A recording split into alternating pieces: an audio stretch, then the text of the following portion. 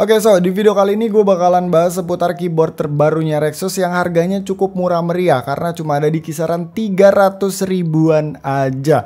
Nah, di sini gue kedatangan dua keyboard sekaligus, yaitu Rexus Legionnaire MX 5.1 New Edition dan juga Rexus Legionnaire MX 5.2 Finale atau Final, harusnya dibacanya Finale sih.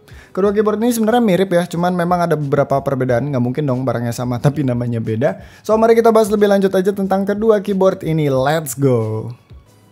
Oke, jadi untuk harganya sendiri terakhir gua cek yang 5.1 ini ada di Rp309.000 tapi bundling dengan mouse Rexus Sierra G11. Sedangkan untuk 5.2 finalenya ada di Rp369.000 aja. Jadi beda keduanya cuma Rp60.000 aja.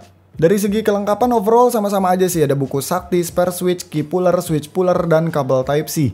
Bedanya di sini untuk versi 5.2 dapat kabel Type-C yang modelnya tuh coiled. Sedangkan untuk 5.1-nya dapat model strike biasa tapi udah braided juga. Coiled kabelnya ini cukup bagus untuk ukuran kabel bawaan ya, apalagi harga keyboardnya nggak sampai 400.000. Dia memang nggak ada aviatornya dan nggak pakai double sleeve, tapi again buat kabel bawaan ini udah termasuk bagus sih. Nah, terus untuk keyboardnya sendiri sebenarnya sama banget. Kalau kita lihat dari layoutnya, mereka itu sama-sama TKL. Terus mereka berdua ini juga sama-sama floating case, dimana dia nggak punya top case karena bagian atasnya itu merupakan bagian plate-nya dia sendiri dengan material harusnya sih ini steel plate ya. Kalau alu mungkin bakal di anodize, bukan dicat kayak gini. Terus kalau kita lihat bagian bawahnya juga sama persis, dia pakai bottom case plastik yang cukup simpel dengan dua rubber feet di bagian bawahnya. Sayang banget ini nggak enak dipakai dalam keadaan flatnya karena rubber feetnya itu cuma dua doang. Jadi gampang kegeser sana sini. Tapi kalau emang lebih suka tapping angle yang lebih miring ya aman kok karena dia udah punya feet tambahan dan ada rubber feetnya juga. Terus untuk port USB dia disimpan di bagian kanan. Mungkin agak mengganggu buat yang pakai mouse kabel dan suka main FPS dengan cara miringin keyboardnya karena bakal deketan antara kabel mouse dan kabel keyboard. Kecuali untuk MX 5.2 karena dia pakai coiled cable jadi posisinya tuh nggak full di kanan. By the way, hal ini merupakan upgrade dari seri sebelumnya yang kabelnya itu nggak detachable dan ini merupakan salah satu poin plus banget karena cukup jarang keyboard 300 ribuan TKL yang kabelnya detachable.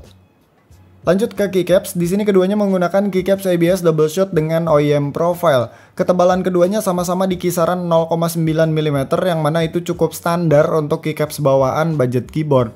Perbedaan yang paling kelihatan di sini pertama soal warnanya karena versi 5.1 ini cuma pakai satu warna aja yaitu full hitam. Sedangkan MX 5.2 menggunakan two-tone colorway dengan beberapa pilihan warna. Salah satu yang ada di gua ini yaitu yang warna hitam putih. Terus dia juga ada pilihan warna abu-abu biru, biru putih, dan juga hitam abu-abu.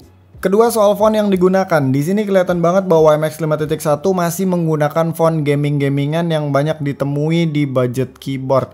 Sedangkan MX 5.2 menggunakan font yang sedikit lebih elegan, tapi dua-duanya ini udah tembus backlight ya karena double shotnya emang double shot backlight. Ngomong-ngomong soal backlight, di sini keduanya belum beneran RGB. Mereka masih RG wannabe karena cuma punya 6 zona warna diagonal dengan 10 mode yang disediakan. Jadi di sini kita nggak bisa ganti-ganti warnanya, cuma bisa ubah mode dan juga brightness-nya. Buat gue yang nggak peduli sama RGB, ini sama sekali nggak jadi masalah meski dia belum RGB beneran. Sisanya kedua keyboard ini sama aja, dia pakai switch content sebagai switch bawahnya dengan opsi red, blue, brown. Terus tabnya ini flat mount, sedikit preloop, sedikit sekali. Dan dia juga udah pakai PCB hot swap, meski masih pakai OTEMU socket non universal. Jadi di sini kita cuma bisa ganti-ganti switchnya ke switch yang pinnya itu mirip dengan OTEMU, yaitu OTEMU-nya itu sendiri, terus konten, KTT, beberapa Akko switch, dan juga Gezu. Tapi karena PCB-nya ini cuma support 3 pin, kalau mau pasang Gezu misalkan yang 5 pin, ya berarti kita mesti potong 2 kaki plastik tambahannya. So let's go, sekarang saatnya kita typing test.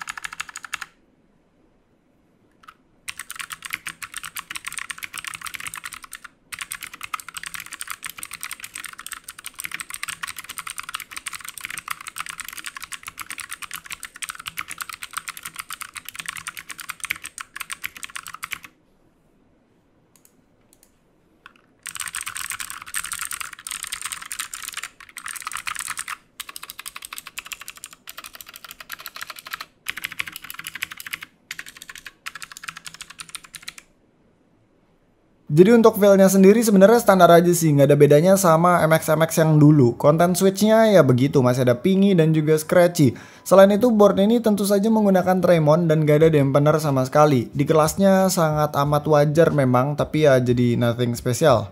So overall menarik di sini bahwa Rexus melakukan upgrade di seri MX 5.1 atau MX 5.2 dari segi detachable cable dan bahkan MX 5.2 dapat coiled cable. Karena seperti yang gue bilang, cukup jarang board TKL murah menggunakan detachable cable.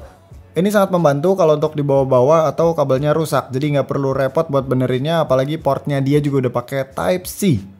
Memang tidak ada upgrade dari segi typing feel dan juga suaranya, tapi wajar banget karena kayaknya nggak mungkin juga jual keyboard harga 300 ribuan dengan improvement signifikan dari dua hal tadi. Selain itu untuk ukuran keyboard budget, desainnya juga cenderung minimalis dan itu bagus jadi nggak kelihatan norak. Juga punya build quality yang cukup solid.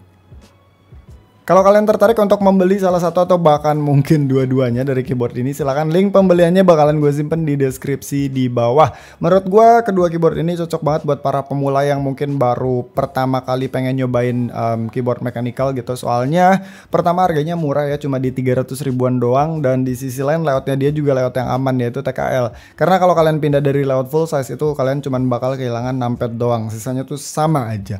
So segitu aja videonya, thank you yang udah nonton, sampai ketemu di video selanjutnya, bye.